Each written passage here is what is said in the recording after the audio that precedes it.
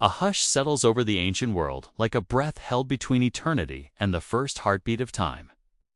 A stillness so profound that every grain of dust seems to wait for the moment when the voice of God will carve order out of the formless deep and unveil a garden unlike anything the earth would ever know again.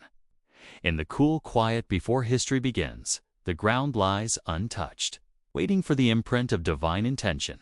And into this silence God shapes a sanctuary where creation will breathe in harmony with its maker. The soil is rich, dark, and alive with potential, as though every particle remembers the moment it was summoned from nothingness. Rivers trace their paths through the land with a clarity that feels deliberate, their waters gliding over stones that gleam like hidden promises. Trees rise in perfect balance, their branches stretching outward as if welcoming the life that will soon walk among them. Light filters through the canopy in soft, shifting patterns, illuminating the garden with a warmth that feels both intimate and eternal. In the midst of this sacred space, God forms the human from the dust, shaping him with a tenderness that speaks of purpose and belonging. Breath enters the man like a quiet fire, awakening awareness, wonder, and the first stirrings of identity. His eyes open to a world unmarred by fear or fracture, a world where every sound carries the echo of divine craftsmanship. Animals move with gentle curiosity, unthreatened and unthreatening, each one a living testament to the creativity of the one who called them forth. The man walks among them, naming them with a sense of discovery, yet sensing a longing he cannot yet articulate. Then God brings forth the woman, not from the dust, but from the man himself, a creation that completes the harmony of the garden. Their meeting is a moment of profound recognition, a unity that mirrors the peace surrounding them. Together they stand in Eden, unaware of the fragile beauty of the world entrusted to them, unaware of how swiftly innocence can be tested. And in this moment of perfect stillness, let your heart linger long enough to feel the weight of beginnings. And if this story stirs something deep within you, let that quiet resonance guide you to share your thoughts in the space below. The garden unfolds around them like a living tapestry, each detail woven with intention, each breath carrying the fragrance of unbroken fellowship. Adam and Eve move through Eden with a sense of belonging that feels instinctive, as though their souls recognize the rhythm of creation and respond in harmony. They walk beneath towering trees whose fruit glows with vibrant color, each one a reminder of the abundance they have been given. The sound of flowing water accompanies them, a gentle chorus that rises from the four rivers branching out from the garden's heart, carrying life to lands far beyond their sight. Their days are marked not by toil, but by discovery. Adam studies the creatures with fascination, noting their patterns, their movements, their unique expressions of life. Eve observes the delicate interplay of growth and renewal, the way vines curl toward the sun, the way blossoms open with the dawn. Together they learn the language of creation, a language spoken not in words, but in the quiet communion between humanity and the world entrusted to them. Yet at the center of Eden stands a boundary, a single command that defines the freedom they enjoy. The tree of the knowledge of good and evil rises with a beauty that is both inviting and solemn. Its presence a reminder that obedience is not a burden, but a choice woven into the fabric of love. They pass by it often, aware of its significance, yet untroubled by its restriction, for the garden offers more than enough to satisfy every desire. Still, beneath the serenity lies a subtle tension, a sense that the story is moving toward a moment that will test the very foundation of trust. The serpent watches from the shadows, its eyes reflecting a cunning that does not belong in a place of innocence. And as the narrative edges closer to the turning point, the garden itself seems to hold its breath, waiting for the decision that will ripple through all of human history. Archaeology and ancient Near Eastern studies offer glimpses into the world behind Eden, not as a mythic abstraction, but as a narrative rooted in the cultural memory of early humanity. The description of rivers flowing from a single source aligns with ancient conceptions of sacred geography, where divine presence was often associated with life-giving water. The mention of the Tigris and Euphrates anchors the story within a real landscape, one that served as the cradle of early civilization. Excavations across Mesopotamia reveal settlements that flourished along these rivers, their survival dependent on the same fertile abundance described in Genesis. The garden's imagery resonates with ancient temple symbolism, where sacred spaces were designed to reflect divine order. Inscriptions from Sumer and Akkad speak of gods planting gardens, shaping humanity, and placing them within sanctuaries to tend the land. These parallels do not diminish the biblical account. Rather, they illuminate a shared cultural framework through which the Genesis narrative communicates profound theological truth. The idea of humans formed from the earth echoes across ancient texts. Yet the biblical version stands apart in its portrayal of a God who breathes life personally, intimately, into his creation. Even the presence of the tree of life finds echoes in ancient iconography, where sacred trees symbolize divine wisdom, immortality, or cosmic order. Reliefs from Assyria depict winged beings guarding stylized trees, suggesting a cultural memory of sacred boundaries and divine protection. These connections reveal that the Eden story speaks into a world already familiar with themes of creation, sacred space, and divine human relationship. Yet it reframes them with a clarity and moral depth unmatched in surrounding literature. As you reflect on how these ancient echoes enrich the biblical narrative, consider sharing which connection resonates most deeply with you.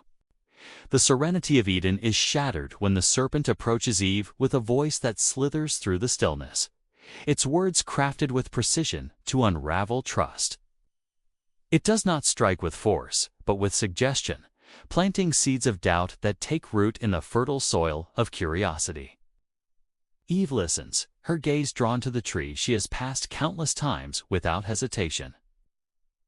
The fruit glimmers with a beauty she had never fully noticed, as though the serpent's words have sharpened her perception, turning innocence into questioning.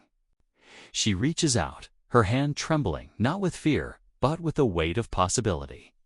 The moment stretches, suspended between obedience and desire, between the world as it is and the world as it could become.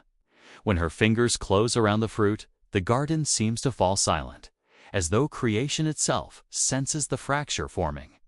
She eats, and the sweetness on her tongue carries a bitterness she cannot yet name. She turns to Adam, offering him the fruit, and he accepts it with a trust that mirrors the unity they once shared. The act is simple, almost gentle, yet its consequences ripple outward with unstoppable force. Their eyes open, but the clarity they gain is not the enlightenment they imagined. Instead, they see their vulnerability, their nakedness, their sudden separation from the harmony that once enveloped them. Shame enters the garden like a cold wind, and they scramble to cover themselves, their hands clumsy with fear. The sound of God walking in the garden, once a source of joy, now fills them with dread. They hide among the trees, unaware that no shadow can conceal the truth of what has been broken. And as the weight of this moment settles, let your voice join the unfolding reflection by adding your thoughts to the conversation. The narrative of the fall resonates deeply with ancient traditions that grapple with the origins of human suffering, moral awareness, and the loss of innocence. Across the ancient Near East, stories emerge of humanity crossing boundaries set by the divine, often resulting in exile, hardship, or the introduction of mortality. Yet the biblical account stands apart in its portrayal of a God who seeks out the transgressors, calling to them not with wrath, but with a question that reveals his desire for relationship. Where are you? Archaeological discoveries from early Mesopotamian sites reveal artifacts depicting scenes of divine judgment, often harsh and impersonal. In contrast, the Genesis narrative presents a God who engages personally, who clothes the man and woman even as he pronounces the consequences of their actions. This blend of justice and compassion is unparalleled in surrounding literature. The motif of exile also aligns with ancient patterns, where disobedience or ritual impurity often resulted in removal from sacred spaces. Yet the biblical version frames exile not as abandonment, but as a necessary step in a larger redemptive story. The serpent itself finds parallels in ancient iconography, where serpents symbolize wisdom, chaos, or divine guardianship. In some cultures, serpents were associated with forbidden knowledge or the crossing of cosmic boundaries. The Genesis account reinterprets this imagery, presenting the serpent as a creature whose cunning disrupts the harmony of creation. This reinterpretation underscores the moral dimension of the narrative, emphasizing the human choice that leads to rupture. These layers of cultural resonance reveal that the Eden story is not isolated, but speaks into a broader, ancient conversation about humanity's place in the world. And as you consider how these insights deepen your understanding, feel free to share which element of the evidence most strengthens your sense of the story's historical depth. The moment of judgment unfolds with a gravity that settles over the garden like a gathering storm. God calls to Adam and Eve, his voice carrying both sorrow and authority, and they emerge from their hiding place with trembling steps. Their explanations falter, each word revealing the widening gap between trust and fear.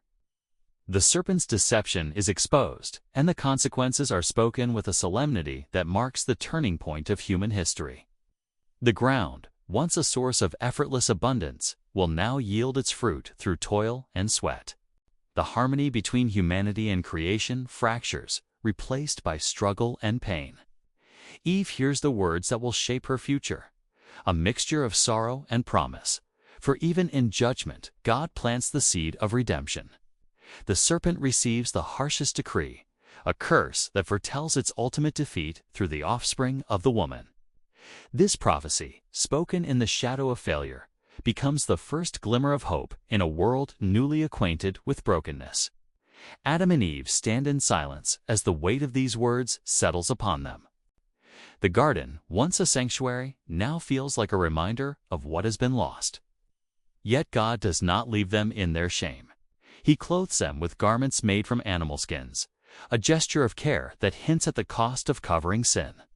The act is tender, almost parental, revealing a God who remains present even in the aftermath of rebellion. When they are sent from Eden, the moment is not one of abandonment, but of transition, a step into a world where the promise of restoration will unfold across generations. And as you reflect on this turning point, let your voice join the journey by adding your thoughts to the conversation. The expulsion from Eden marks the beginning of humanity's long journey through history. A journey echoed in archaeological records that trace the rise of early settlements, the development of agriculture, and the formation of societies shaped by both struggle and ingenuity. The shift from a garden paradise to a world of labor mirrors the transition seen in ancient communities as they moved from foraging to farming, a change that brought both stability and hardship. Excavations across the Fertile Crescent reveal early tools, storage pits, and dwellings that speak of humanity's determination to survive and adapt in a landscape that demanded resilience. The biblical portrayal of exile resonates with ancient patterns of displacement, where individuals or groups were removed from sacred spaces due to ritual impurity or divine displeasure. Yet the Genesis narrative introduces a unique dimension, the presence of hope woven into the fabric of judgment. The promise of a future deliverer, hinted at in the curse upon the serpent, sets the biblical story apart from surrounding myths that often end in despair or cyclical futility. This forward-looking element reflects a theological vision that sees history not as a closed loop, but as a trajectory moving toward redemption. The cherubim placed at the entrance of Eden, along with the flaming sword, align with ancient depictions of divine guardians stationed at the thresholds of sacred spaces. Reliefs from Mesopotamia show winged beings flanking temple entrances, symbolizing the boundary between the human and the divine. The biblical account reinterprets this imagery, emphasizing the holiness of God and the seriousness of the separation caused by sin. Yet even in this act of exclusion, there is an undercurrent of protection, preventing humanity from accessing the tree of life in a state of brokenness. As the story of Eden reverberates through history, its themes find echoes in cultures across the world. Traditions from distant regions speak of lost paradises, sacred gardens, or golden ages disrupted by human transgression. These parallels suggest a shared human longing for a world unmarred by suffering, a memory of harmony that lingers in collective consciousness. The Genesis narrative stands at the center of this global tapestry, offering a vision of beginnings that is both historically grounded and spiritually profound. The archaeological, cultural, and textual evidence surrounding Eden does not diminish its mystery. Instead, it enriches our understanding, revealing a story that speaks with remarkable depth into the ancient world while continuing to resonate across time. The garden may be closed, but its significance endures, inviting every generation to consider the weight of choice, the cost of brokenness, and the enduring promise of restoration. The echoes of Eden linger not as distant myth, but as a reminder of humanity's origins, our longing for wholeness, and the hope woven into the earliest chapters of our story. And if this journey through evidence and memory has stirred something within you, let your reflection become part of the conversation by sharing your thoughts with others who walk this path of discovery.